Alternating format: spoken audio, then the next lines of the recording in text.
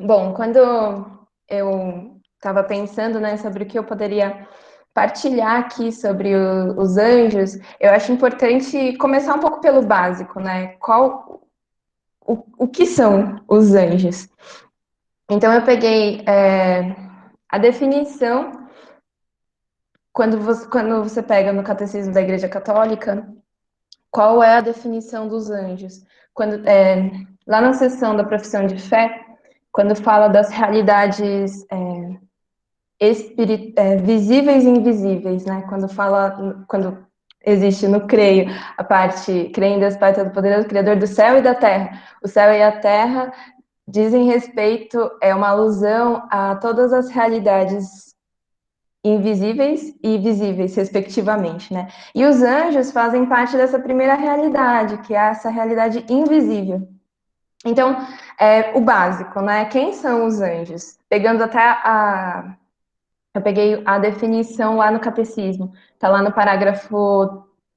Na verdade, é desde o parágrafo 328 até o 336 fala bastante sobre os anjos e as suas funções. Então, assim, anjo, a palavra anjo quer dizer mensageiro.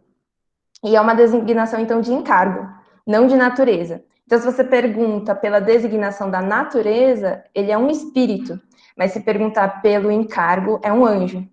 Então, ele é espírito por aquilo que ele é e é anjo por aquilo que ele faz. Então, os anjos, todo ser deles, dos anjos, eles são servidores e mensageiros de Deus. Todo ser do anjo está à disposição e a serviço de nosso Senhor. Então, porque eles contemplam sem cessar a face do meu Pai que está nos céus, oh meu Deus, do meu Pai que está nos céus, lá em Mateus 18:10, né? E são heróis fortes que executam suas ordens, faltou a concordância, suas ordens, obedecendo sua palavra, pegando o Salmo 103, né? Então, os anjos, talvez nós, antes ou até agora, possamos ter uma visão um pouco infantilizada do anjo, né? Como aquele anjinho assim, fofinho, com umas bochechinhas assim, asinhas e tal, ou assim, né? Tipo, fofinho. E eu acho que é, sei lá, até bom para criança, para tudo, mas não é desse jeito. Os anjos, eles são criaturas terríveis, na verdade.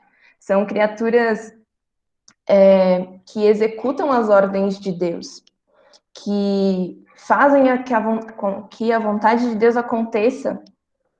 E então, mais para frente ainda no catecismo, vai dizer que, como criaturas puramente espirituais, são dotados de inteligência e de vontade. São criaturas pessoais e imortais. Superam em perfeição todas as criaturas visíveis. Disto dá testemunho o brilho de sua glória.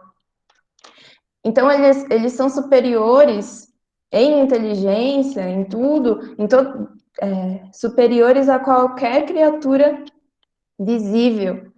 São como, de fato, um exército de Nosso Senhor, porque são eles que executam as suas ordens. E são criaturas, de fato, terríveis, assim.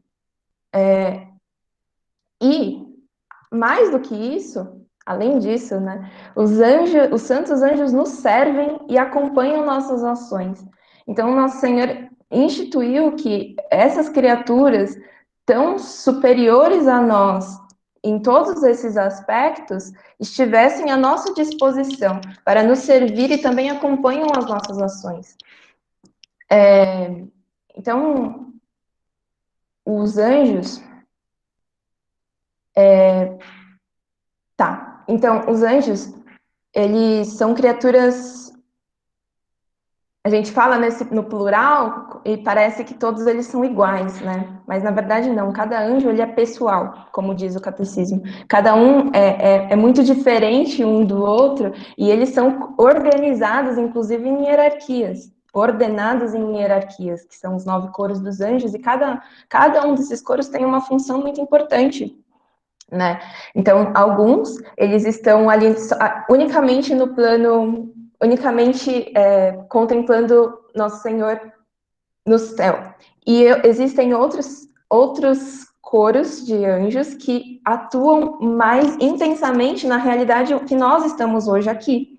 Então, seja nas mudanças que acontecem durante os séculos, seja nas mudanças, inclusive climáticas, existem outros anjos que zelam pelas nações em geral, e, além de tudo isso, existe um anjo pessoal para cada um de nós. Então, ainda pegando ali no catecismo, desde o início até a morte, a vida humana é cercada pela proteção dos anjos e por sua intercessão. Então, cada fiel é ladeado por um anjo como protetor e pastor para conduzi-lo à vida. Ainda aqui na Terra, a vida cristã participa na fé da sociedade bem-aventurada dos anjos e dos homens unidos em Deus. Eu falei desses coros dos anjos rapidamente, só para a gente entender que existem muitos tipos, não sei se está certo falar assim, mas enfim, e existe um para cada um de nós, que é o anjo da guarda, que é esse anjo protetor que zela por nós, que nos auxilia, que pode nos auxiliar em tudo para nos levar até a vida eterna. E é muito importante que a gente tenha essa clareza, essa noção de, primeiro, o quanto eles são essas criaturas inteligentes e porque contemplam a face de Deus, né? O quanto é importante e necessário que a gente peça intercessão sempre deles. E para exemplificar um pouco disso, eu peguei um relato que aconteceu em 1864 lá na França, que aconteceu com esse sacerdote, que é o bem-aventurado padre Luiz Eduardo Sestat, que ele, nessa data, ele foi subitamente atingido por um raio da luz divina. Ele teve a sua visão aberta para uma realidade espiritual que era invisível até então para ele. Então, e ali ele viu demônios espalhados por toda a terra, causando uma imensa confusão. Ele viu uma cena absurda de muitos espíritos rondando a terra, e ao mesmo tempo ele teve a visão da Virgem Maria.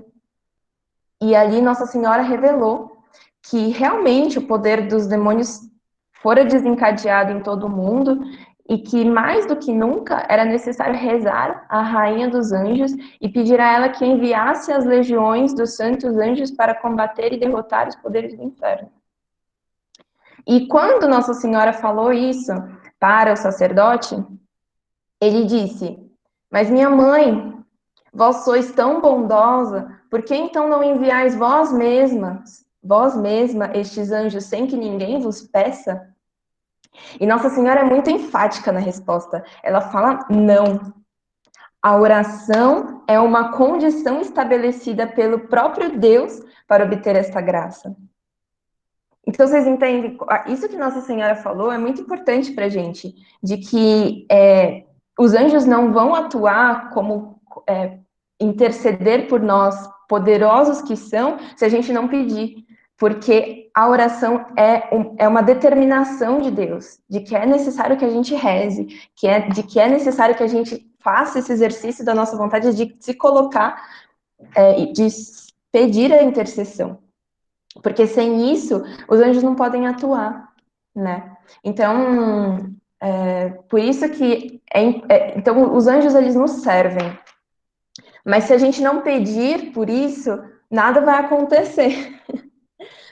E eu até quando eu estava preparando essa formação, eu fiquei pensando nessa realidade, né, que foi narrado para esse sacerdote, de que muitas vezes talvez a gente esqueça desse mundo invisível, de que existem muitas forças que atuam neste mundo e que a gente às vezes esquece. E que, da mesma forma que existem todos esses seres espirituais que eu falei, né, dos coros e tudo mais, existem também aqueles que negaram a Deus e que estão fora da comunhão com Nosso Senhor. E estando fora da comunhão, ali, a única função que eles têm hoje aqui na Terra é a perdição das almas. Existe esse combate incessante, constantemente, só que a gente não enxerga. Mas existe constantemente esse combate entre aquilo que é bom e aquilo que é mal. Entre aqueles que estão na comunhão com Deus e aqueles que não estão. Isso é uma verdade, isso é real. E quando. É até um parênteses assim que eu fiquei pensando que eu queria até comentar aqui, que Nosso Senhor disse que ele não veio trazer a paz, mas ele veio trazer a divisão. E o que significa isso? Que ele veio separar aquilo que é bom daquilo que é mal. Ele veio separar dentro de nós e no mundo aquilo que é bom e aquilo que é mal. E por isso é tão importante que a gente seja verdadeiramente católicos, que a gente professe de fato nossa fé, até as últimas consequências, porque não existe meio termo nessa guerra espiritual que a gente está narrando. Existem aqueles que estão na comunhão com Deus e aqueles que não estão, os espíritos, né? E assim também nós. E eu sei que é muito difícil às vezes isso, até pelo ambiente que nós estamos inseridos da universidade, e em especial na USP, né? Que muitas coisas é tudo tão, parece, né, que é tudo tão relativo, que não existe verdade, que cada um pode fazer a sua verdade, que tá tudo certo e que tudo é bom. E não é verdade isso. E ser decididamente algo, se decidir pela verdade e decidir seguir a justiça de Deus até o fim, é um escândalo num mundo assim tão fluido e tão cheio dessas coisas que hoje a gente vive. Dar esse sim a Deus e não a tudo que não está de acordo com a vontade de Deus é radical. Eu vejo isso muito como algo que hoje, mais do que em outras épocas, é muito necessário que a gente faça, né? E por que eu tô falando isso? Porque às vezes, talvez dê medo, né, de se impor, de falar e de ser aquilo que é, daquilo que você experimentou dentro da sua fé. É difícil de se colocar assim em meios tão, parece, desfavoráveis como a universidade, porque é isso que eu sinto também muitas vezes, né? Agora eu retornei agora, graças a Deus, retornei às aulas esse semestre e eu vejo, sinto isso na pele, né? E eu imagino que não deve ser diferente para nenhum de vocês. E eu tô falando isso porque a gente não tá sozinho. Esse grupo é a manifestação visível disso, né? De estarmos aqui e poder falar da nossa fé. Eu imagino que deve ser maravilhoso quando esse grupo é presencial, né? Mas já assim já é muito bom. Mas além disso, existe 9 coros de anjos que rogam por nós, que lutam pela verdade e que estão a nosso serviço para que a gente consiga progredir na fé, para que a gente não caia em outros caminhos, né? Existe isso, e existe um anjo da guarda que nos auxilia nesse percurso do início ao fim. Mais do que nós desejamos a intercessão dele, ele deseja interceder por nós. Muito mais do que a gente quer, ele deseja, entende? Então, é algo que não pode ser ignorado por nós, porque, nossa, ajuda muito. Ajuda muito, né? Esses seres. e não só eles, né, mas todos os santos de Deus, e nossa Mãe Santíssima, né, a rainha de todos os anjos, para que a gente possa fazer como ela, de dar esse sim perfeito a Deus e também dar o não perfeito para tudo que não vem dele, né? Essa santa violência, assim, eu vejo como muito necessária em situações do dia a dia mesmo que a gente tem, né? Bom, enfim, é só um parênteses um pouco longo. E também os anjos nos acompanham no purgatório. Isso, eu nem tinha refletido, não tinha me tocado disso até fazer essa formação, de que o anjo da guarda da alma que está em purificação poderá receber as orações dos fiéis, a alma que padece e intercederá por ela Deus Nosso Senhor. Os anjos, eles nos acompanham, inclusive na nossa purificação, inclusive quando o Senhor nos chamar desse mundo. E eles recebem também as orações dos fiéis que estão aqui nessa terra, porque quando as pessoas que estão no purgatório, elas não podem mais fazer nada por elas mesmas, né? Então, novamente, por isso que é importante também a gente sempre pedir nas nossas orações pelas almas do purgatório e orar para os anjos da guarda também dessas pessoas, né? Para que eles recebam essas orações e ajudem nessa purificação. Eu me lembrei de uma coisa que eu ia comentar sobre essa. Não, desculpa. Eu vou falar mais um negócio e depois eu falo. E depois do purgatório, reinarão conosco no céu. Então, aqui, eu peguei um trecho da Soma Teológica de São Tomás de Aquino, falando: por isso, assim como aos que vão por caminhos inseguros se lhe põem guardas, assim também a cada um dos homens, enquanto caminha neste mundo, se lhe dá um anjo que o guarde. Mas quando chegar ao término deste caminho, já não terá anjo que lhe guarde, mas sim terá no céu um anjo que com ele reine, ou no inferno um demônio que lhe torture. Então, se aproximar dos anjos, de certa forma, do nosso anjo da guarda em específico, de certa forma, é chegar mais próximo daquilo que você é verdadeiramente, em essência, porque ele vai te levar para que você esteja mais próximo daquilo que é em Deus, daquilo que você vai ser quando estiver contemplando Deus face a face. Então, é uma figura muito importante para que a gente se relacione sempre, porque por tudo isso, né? Então, a negação disso, de ignorar esses caminhos, terá então a consequência é o inferno, com um demônio que lhe tortura. Então, reinará conosco no céu ou não, se não nos convertermos, né? E eu estava até me lembrando que eu acho que é famoso essa história, nem sei de onde que veio na minha cabeça isso, mas uma história de um homem que estava em cima do muro, ele estava em cima de um murozinho assim, e de um lado do muro tinha um anjo, e do outro lado do muro tinha um demônio. E o anjo estava se esgoelando ali, chamando, falando, vem pra cá e tudo mais, e falando um monte.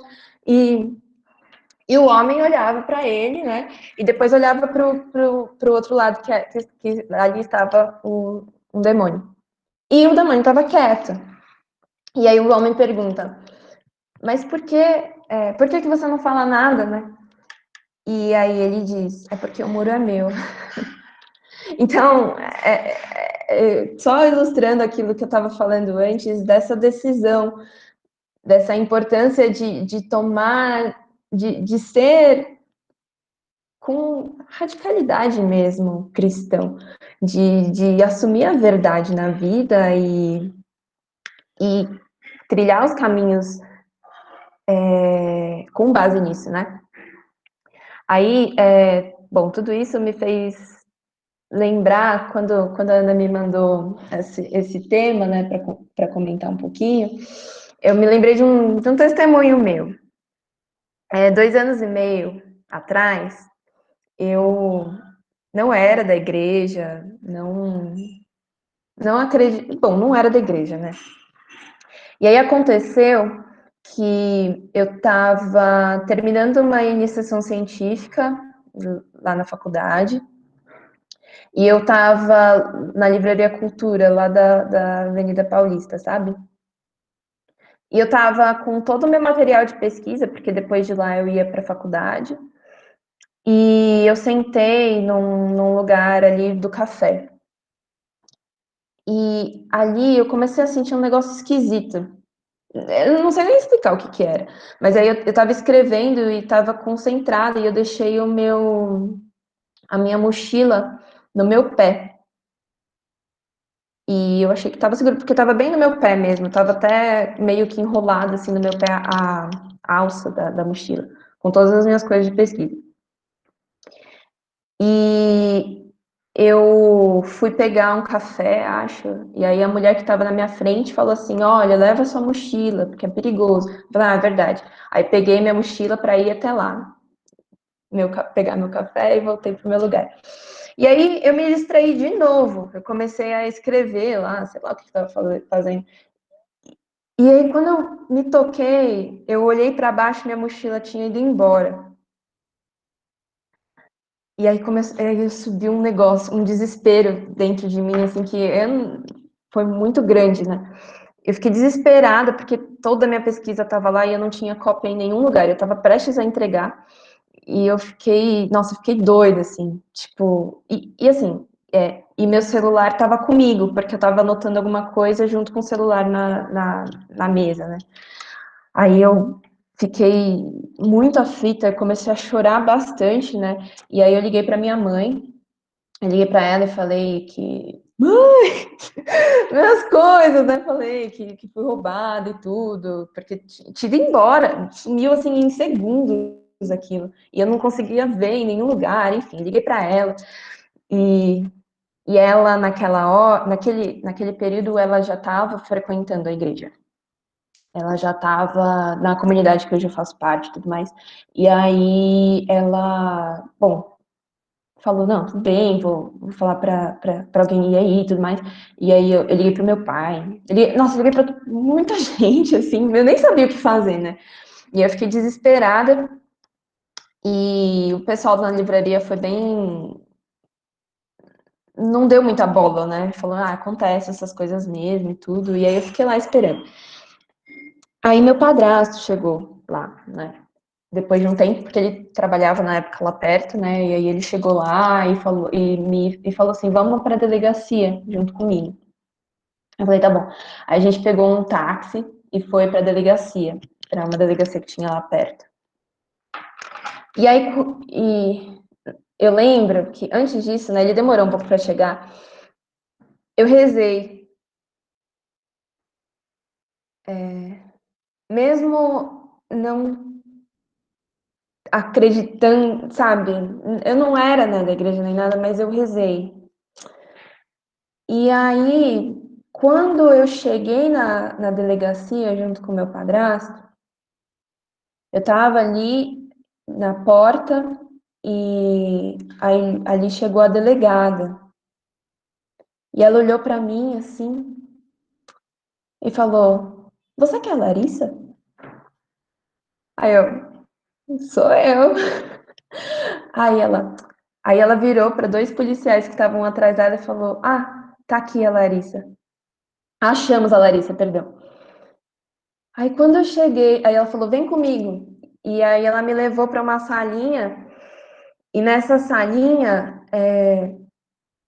tava minha mochila, com todas as coisas expostas ali. Meu notebook, minha carteira, todos os meus documentos, todas as minhas anotações. Porque, assim, todas as anotações e desenhos que eu tinha feito na minha iniciação científica estavam lá, tava tudo lá. E aí tava ali na delegacia, tudo exposto ali. Aí eu caí para trás. Eu caí para trás, porque, meu Deus, como pode? Eu não tinha feito queixa na delegacia, eu não tinha feito nada ainda, estava lá para fazer o BO para que os policiais pudessem, sei lá. E aquilo, quando eu vi aquilo, eu fiquei, fiquei de cara, né? E aí, e aí o policial olhou para mim e falou assim, olha, isso aqui é uma chance em 1 milhão de ter acontecido. Aí eu falei, é verdade. Ai, e o que que aconteceu, né? Gente, o que que aconteceu foi que depois que, de fato, foi roubado por um casal, né, eles roubaram a minha mochila, mas antes de terem roubado a minha mochila, eles tinham roubado uma menina da USP também, dentro do Starbucks.